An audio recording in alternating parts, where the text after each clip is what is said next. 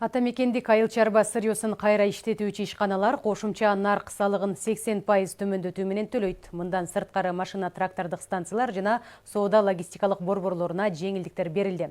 Деги эле өлкөдөгү ишкерлер кандай тоскоолдуктарга учурайт жана аларга кандай жардам көрсөтүлүүдө? Кийинки материалда сөз болот.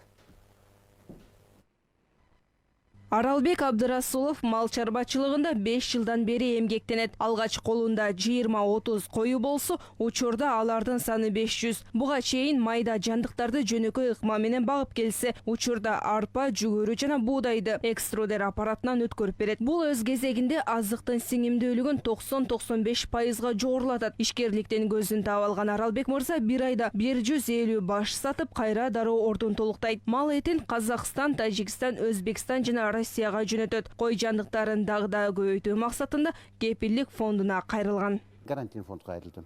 Кайрылсам, алар сразу угуп, келип көрүп, жактырып, анан мен каалаган суммага макул болушту да, анан ошол менен иштеп, азыр жаңы жылдын алдында 4 миллион сом алдым. 2 миллионду ошо оборудование алайын деп, ошол аппараттарымды алайын деп 2 миллиону сырьёго деп. Бул өзү биринчи кредит, биринчи гарантия алды. Декабрь айындачы. Өкмөттүн жеңилдетилген айыл чарба программасы бар эмеспи?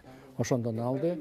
Анан эми биз ойлоп атабыз, бүт областтарга бул практиканы өткөрүп, мен ошо январь-февралдын ичинде бүт областтарды кыдырып, айыл чарба фермерлер менен жолугуп, губернатор менен макулдашкан фермерлерди тапканга жардам берет. Анан кантип мондай фермаларды куруш керек, кандай размер мененчи.